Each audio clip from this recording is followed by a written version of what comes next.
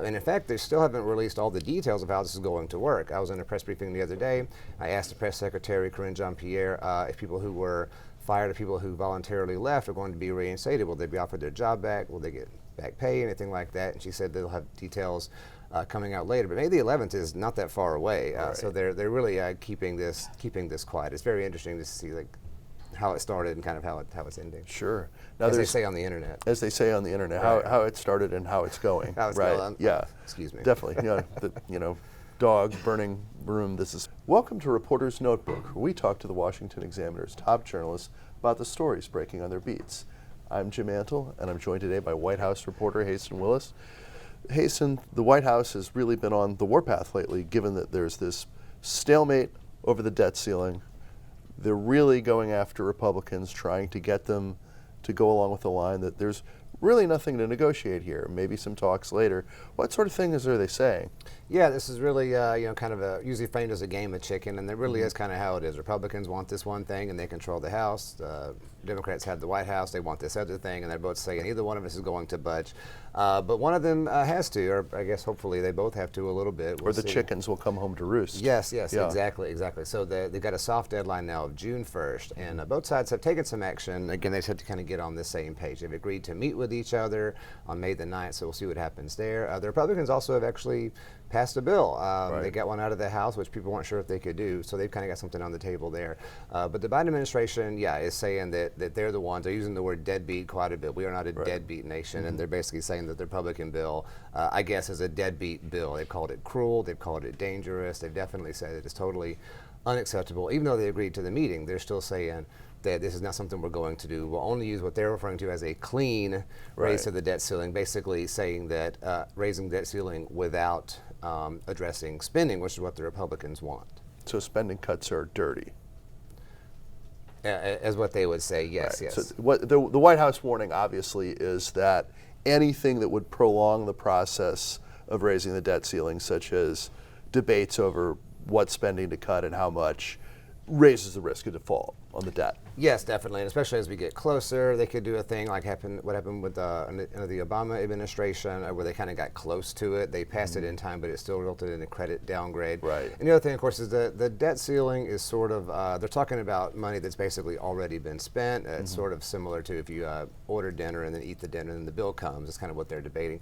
Even so, that gives Republicans, I guess, some leverage for what they want, which is some spending cuts. So that's what they're talking about trying to do. The Democrats, or the Biden administration, wants them to decouple this, to say, okay, let's get this passed. We'll talk about the budget later, but Republicans are like, this is our leverage here. We're not going to give that up. Their fear is that later will never come. Later will never come, yes, exactly. Right. So now there's another issue where there is a little bit more bipartisan consensus, although there hasn't always been, and that is sort of the end of the COVID emergency and some of the things it entails there. And the Biden administration announced that as part of that, its various vaccine mandates were going to be allowed to lapse. They're going to come to an end.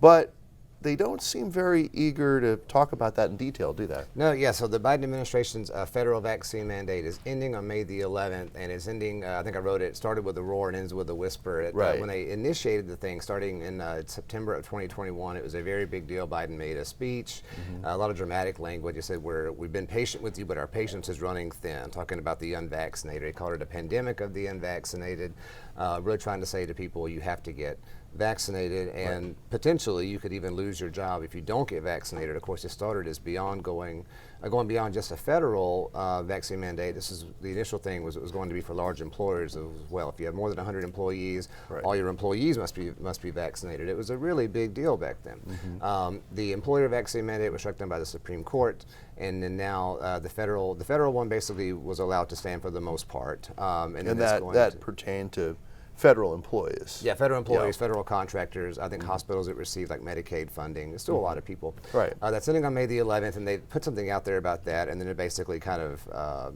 kept quiet about it. And in fact, they still haven't released all the details of how this is going to work. I was in a press briefing the other day.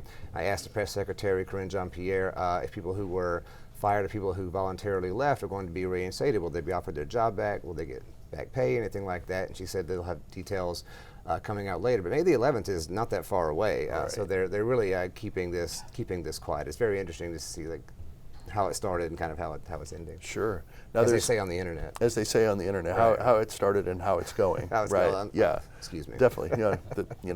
Dog burning room. This is fine. Yes. Yes.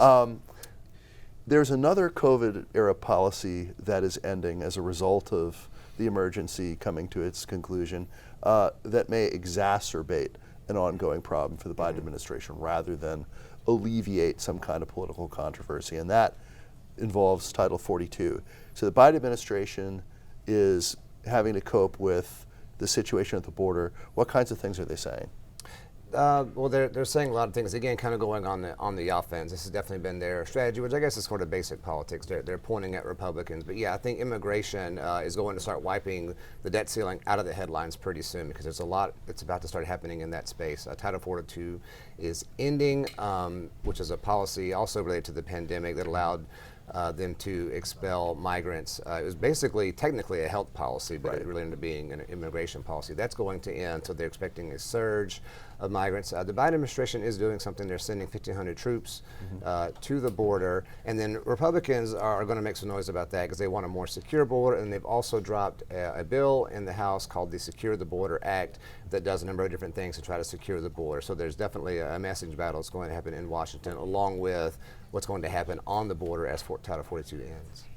And the White House has kind of tried to make a connection between the debt ceiling and the situation at the border too, by saying that the Republican solution to that problem will defund the Border Patrol. Yes. I have to admit, I think it's kind of clever. They have tied the two together, right? Republicans, with their going back to their debt ceiling proposal, they're talking about spending cuts. And so, yeah, the Biden administration has said, oh, you want spending cuts? And they figured out, well, those spending cuts may include Border Patrol defunding. And so they're basically trying to, Republicans are the ones that want to have an unsecured border. They want to cut Border Patrol funding. Look at this bill they have. Right, and they're going to call it borderline insanity, aren't they? Yes, or the, what do they call it? The Default on America Act. That's what they've dubbed the. We've got default and defund in one bill. Yes. A lot of messaging going on. That's right. Thank you, Haisten. You can read Haisten and the rest of our political team's coverage at washingtonexaminer.com.